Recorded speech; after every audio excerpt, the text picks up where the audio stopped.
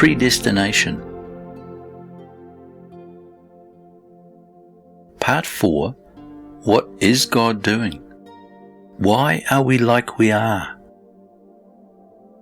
Aren't our troubles unfair?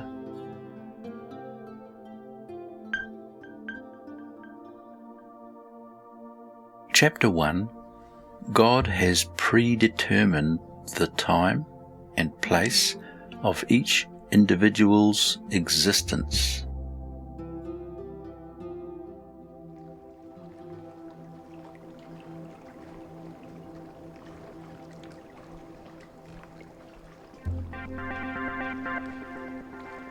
People are all different, but something of the Spirit of God is in everyone. Acts 17.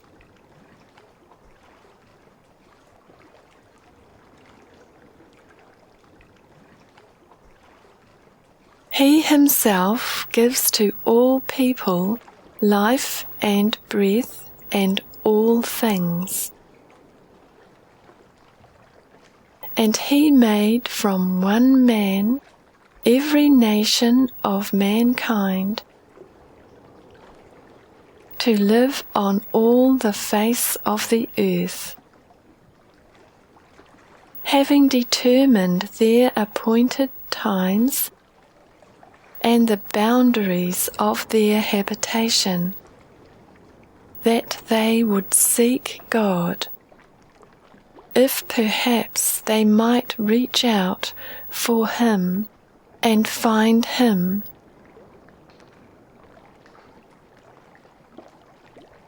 Though he is not far from each one of us. For in him we live and move and exist, as even some of your own poets have said, for we also are his children.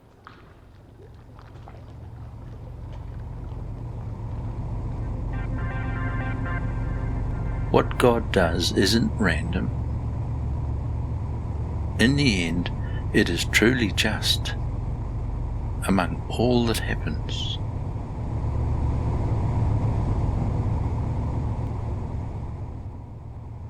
Deuteronomy 32. God is the rock, his work is perfect, for all his ways are just.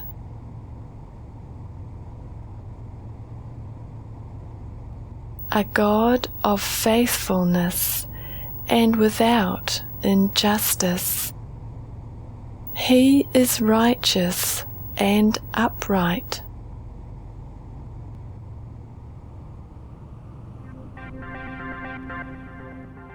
What normally takes place in a person's life is from a corrupted source, not birthed of God.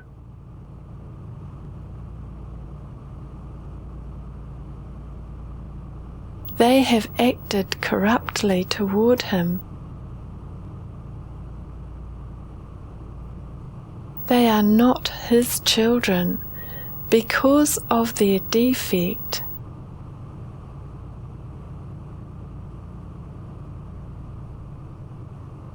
But are a perverse and crooked generation.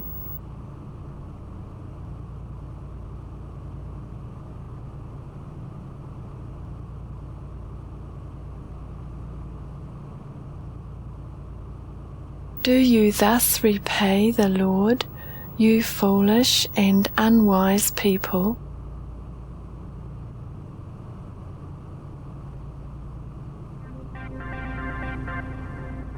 Yet even though he is perfect and we are corrupted, he wants good things for our lives.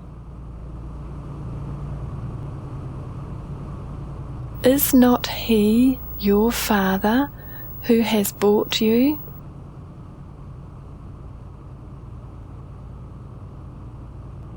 He has made you and established you. the Most High gave the nations their inheritance. He separated the sons of man. He set the boundaries of the peoples.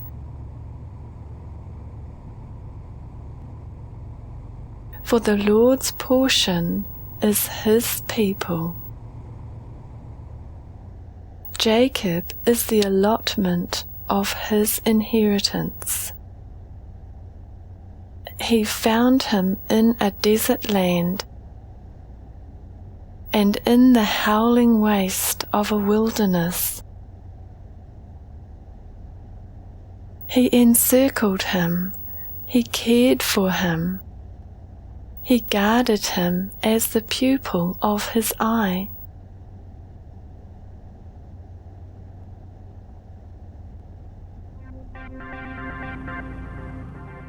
However, often when He births good things in our lives from new seed, we turn from Him.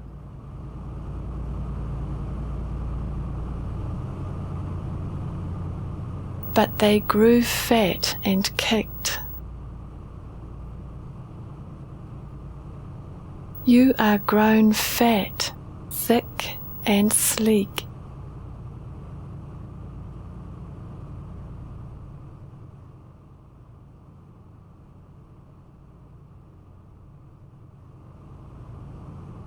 Then he forsook God who made him, and scorned the rock of his salvation. You neglected the rock who brought you forth,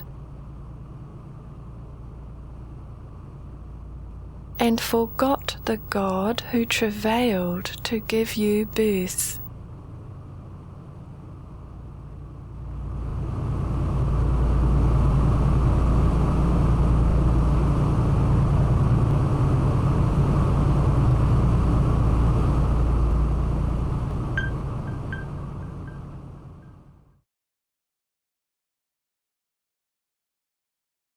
Chapter 2. God reveals hidden things to those who don't even know Him. He is also like a potter working with clay. He chooses the best way to fashion each individual human being.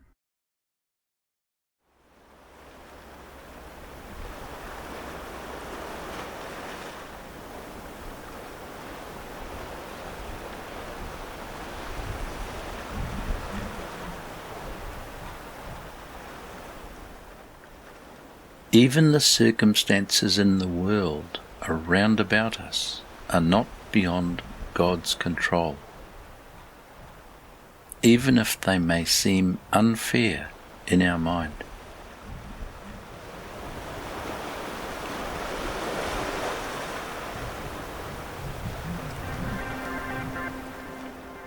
The king helped end the captivity, even though he didn't know God.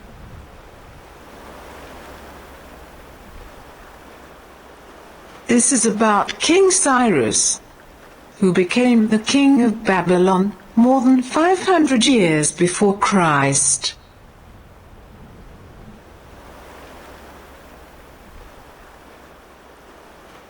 Isaiah 45. Thus says the Lord to Cyrus, His anointed, whom I have taken by the right hand, to subdue nations before him, and to loose the loins of kings,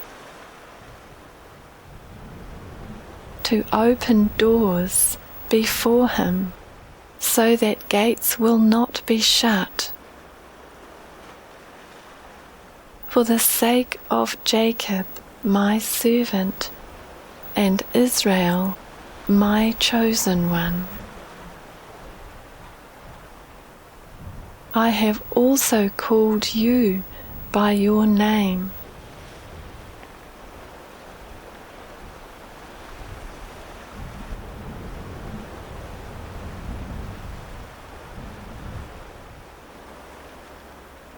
I have given you a title of honor, though you have not known me. I am the Lord, and there is no other. Besides me, there is no God. I will gird you, though you have not known me.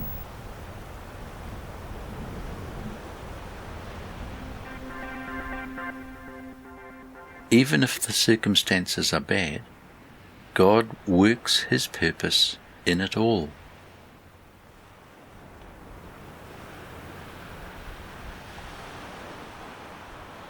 That men may know from the rising to the setting of the sun that there is no one besides me.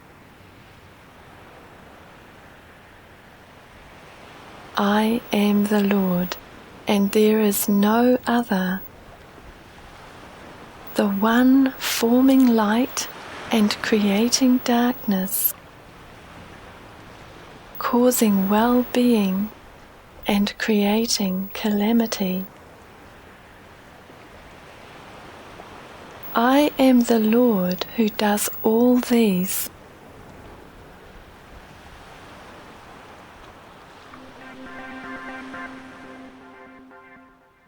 The purpose is that righteousness trickles down into us during this process.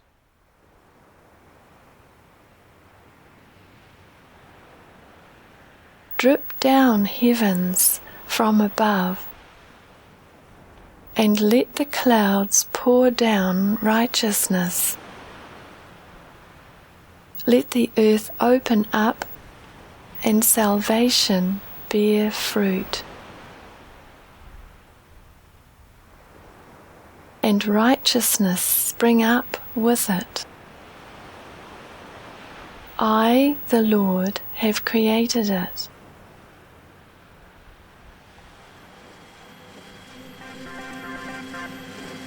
We may not like our circumstances,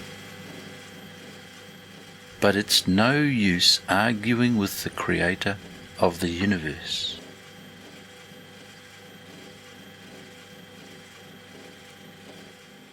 Woe to the one who quarrels with his Maker.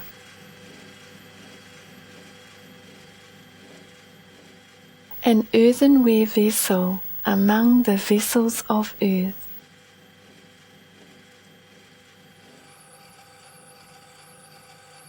Will the clay say to the potter, "What are you doing?" Or the thing you are making say, "He has no hands"?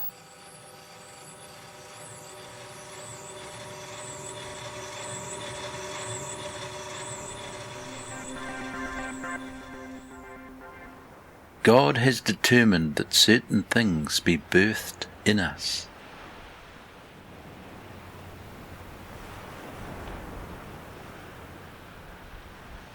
Woe to him who says to a father, "What is this you have produced?" Or to a woman, "What is this you have travailed to give birth to?"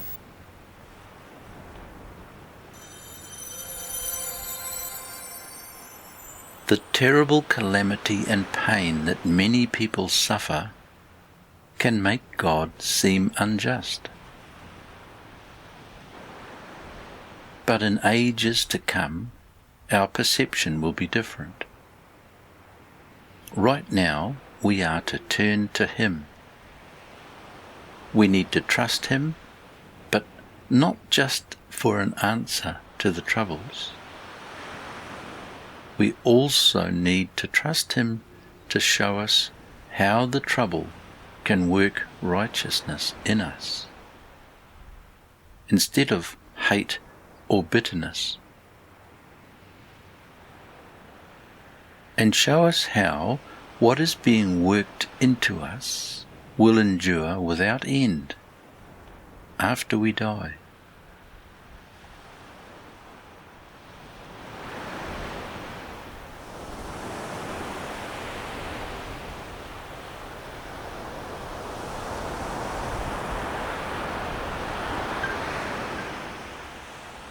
Chapter 3. It makes it easier to comprehend God's ways of predestining what our circumstances turn out like, and what He lets us go through, if we realize the pattern. Jesus was the firstborn of God's new creation in man. And some are foreordained to become newly birthed like Him in their lifetime in this present age. After that, all of His creation will become like Him.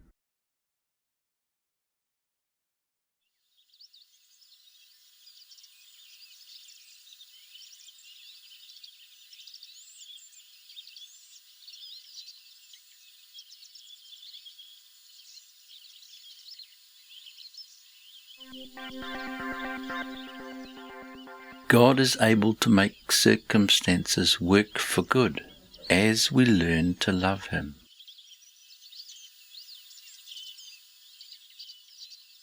Romans 8.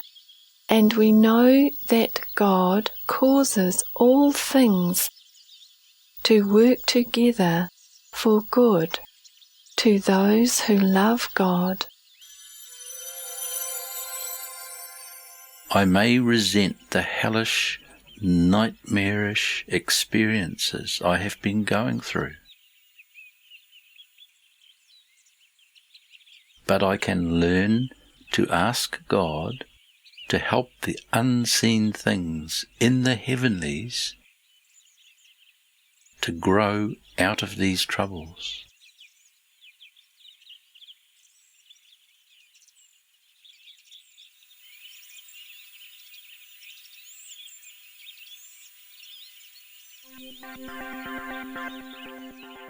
Certain ones are predestined to become spiritually newborn in this life.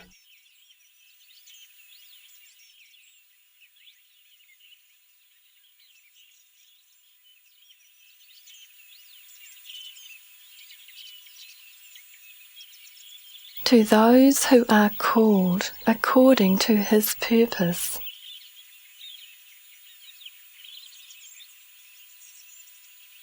For those whom He foreknew, He also predestined to become conformed to the image of His Son.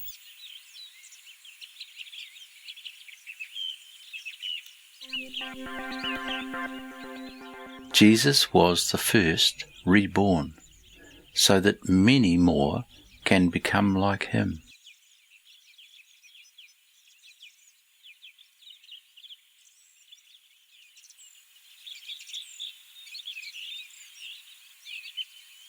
So that He would be the firstborn among many brothers.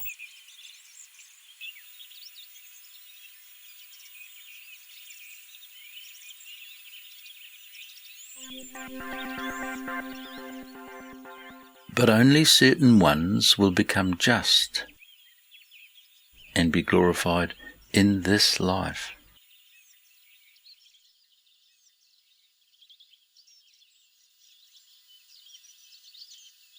And these whom He predestined, He also called. And these whom He called, He also justified. And these whom He justified, He also glorified.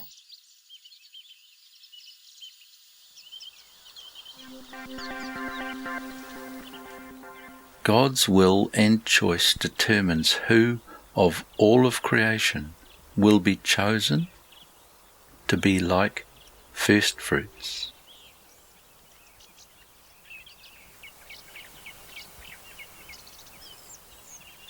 James 1. Of His own will He brought us forth by the word of truth, so that we would be a kind of first fruits of all he created.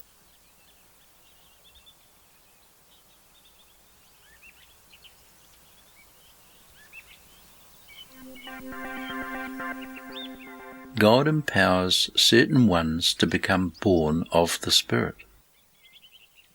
This new birth is not by the will of man.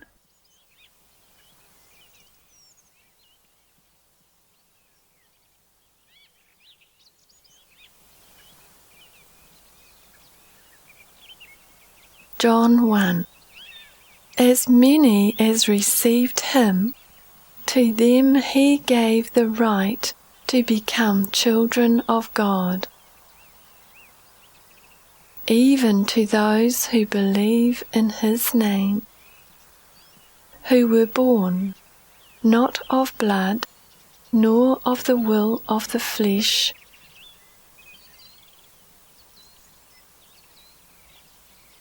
nor of the will of man, but of God.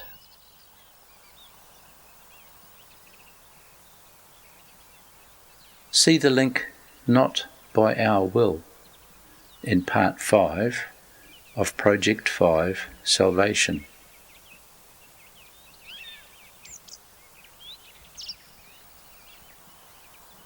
This is being mentioned because so much wrong emphasis is placed by preachers on the need for people to exercise their willpower to access Christ. The threat is that they will face torturous punishment in the afterlife if they don't make the right choice. But that is contrary to these scriptures and paints a totally false picture of God.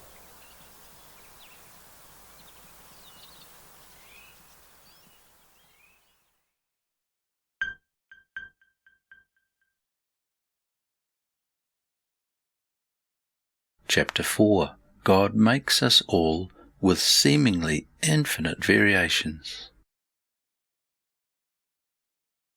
He makes some people appear honourable, and some not. He even makes some parts of each individual seem honourable, and some parts of the same individual not.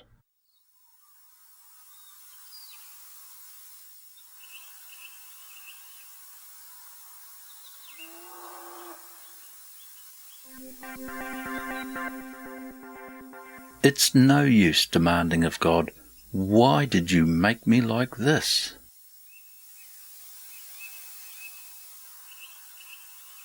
Romans 9. It does not depend on the man who wills, but on God who has mercy. You will say to me then, why does he still find fault? For who resists his will? On the contrary, who are you, man, who answers back to God?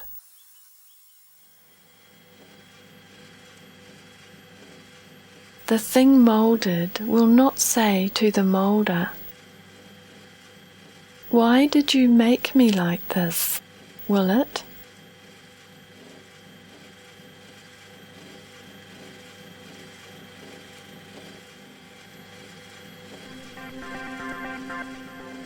I see some parts becoming honourable, but God leaves other parts still weak.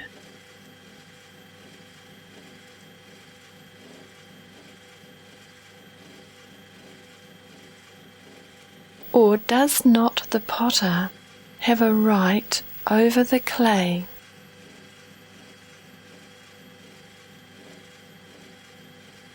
to make from the same lump one vessel for honourable use and another for common use?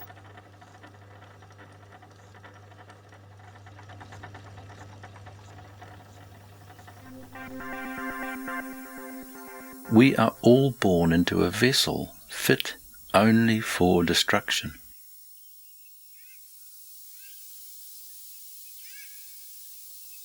Although God could be willing to display His wrath and make His power known, what if, with much patience, He endured and carried the objects of His wrath?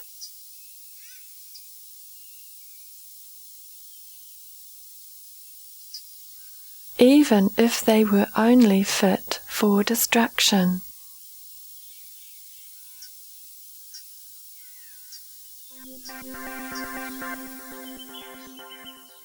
Amidst all this, He called certain ones to find His mercy in this lifetime.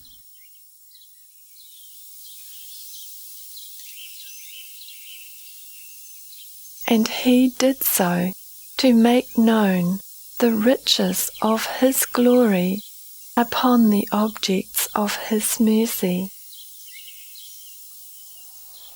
who He prepared beforehand for glory, even us, who He also called. Verse 24 goes on to say that these processes apply to those who are God's people, but also apply to those who are not.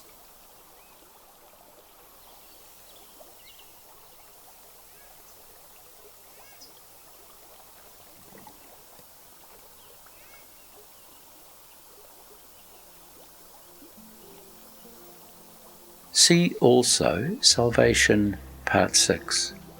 What happens to those who haven't believed? And also, God redeemed all mankind through Christ. Part 3. What is the lot of those outside God's laws?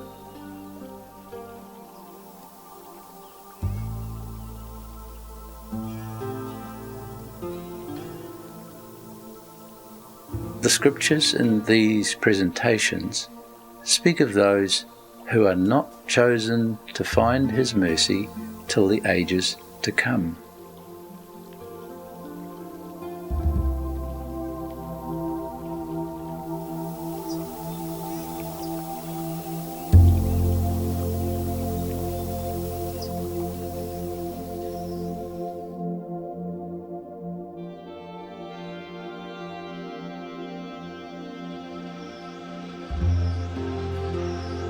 This was Predestination, Part 4.